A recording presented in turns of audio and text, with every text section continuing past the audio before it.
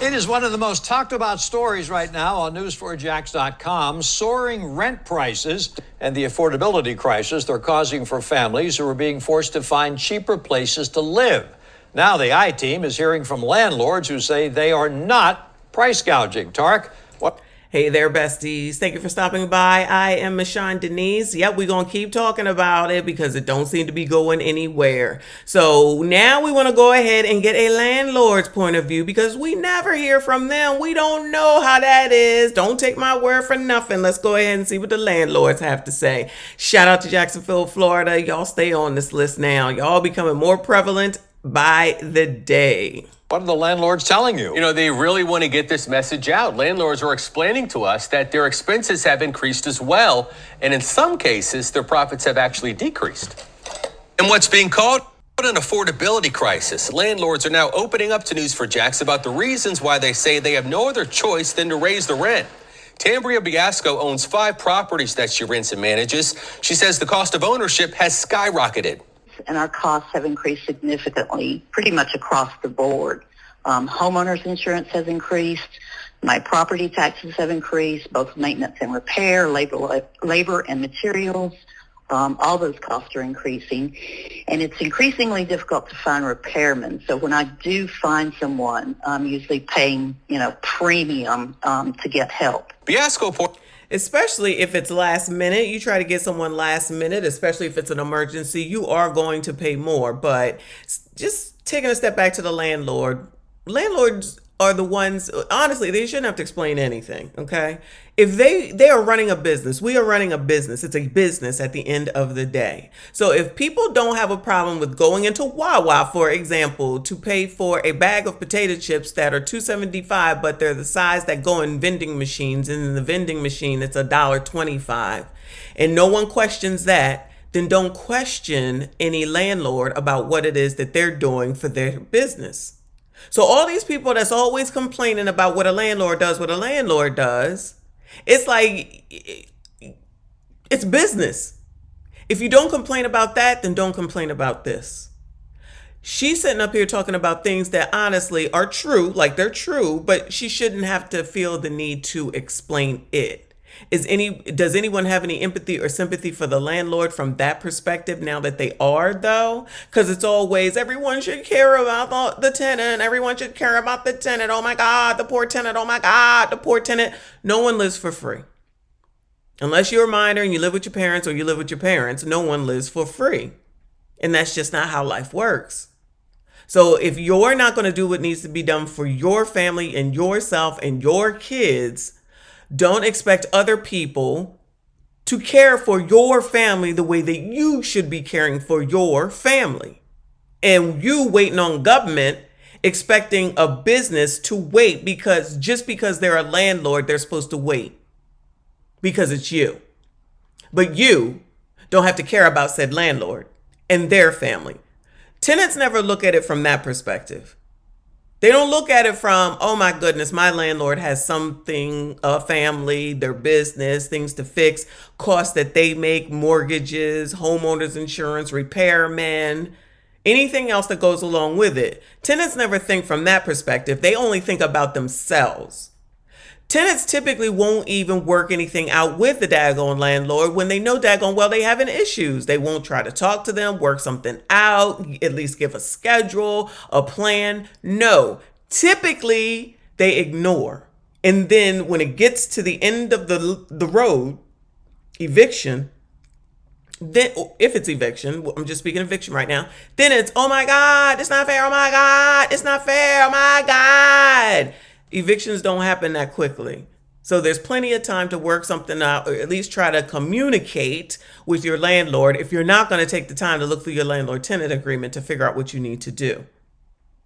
But landlords are always supposed to take into account the tenant, their kids, and everything else. Love how that works.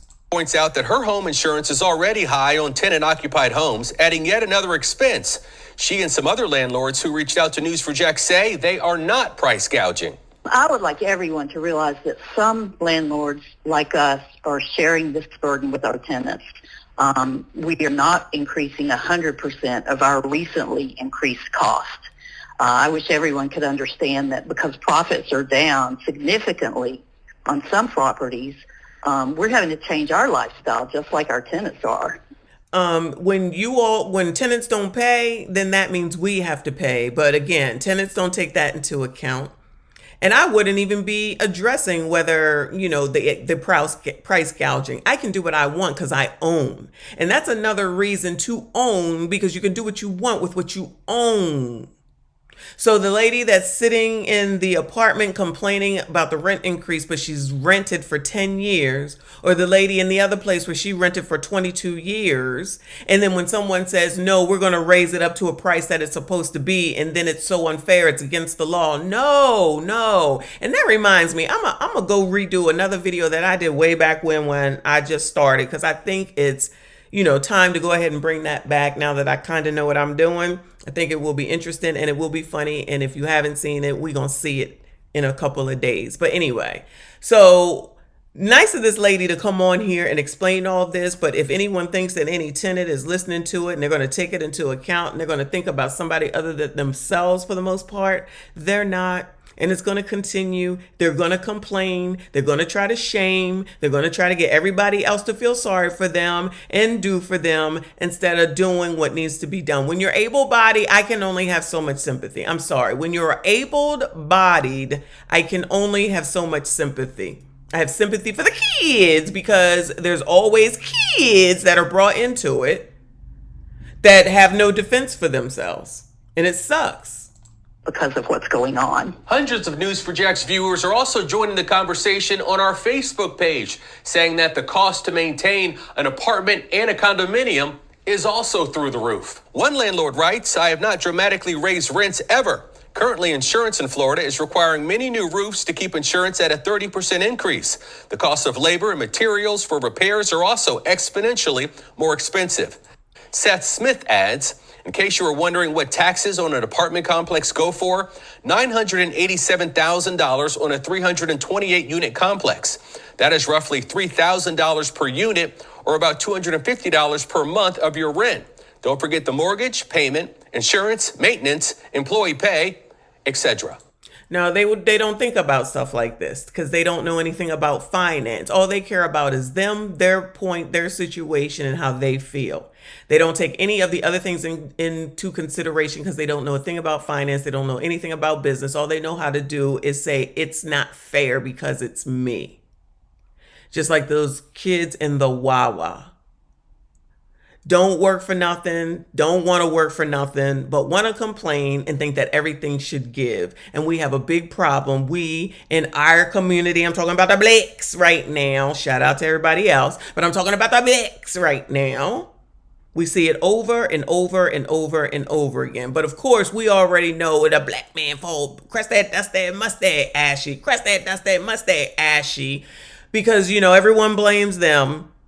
But like someone said in a comment of a different video, in all these videos, we don't never see any men lies. We did see one whole family, a whole man that was whining and complaining, and he looked able-bodied.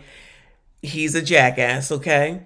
But for the most part, we don't see men out here having these conversations on camera, saying this, that, and the third of this crazy talk. That's not who we see out at the openings of the Section 8 waiting list, mind you, or getting on camera to complain about something that you get for free is not good enough because the free could do better for you. I'm just saying.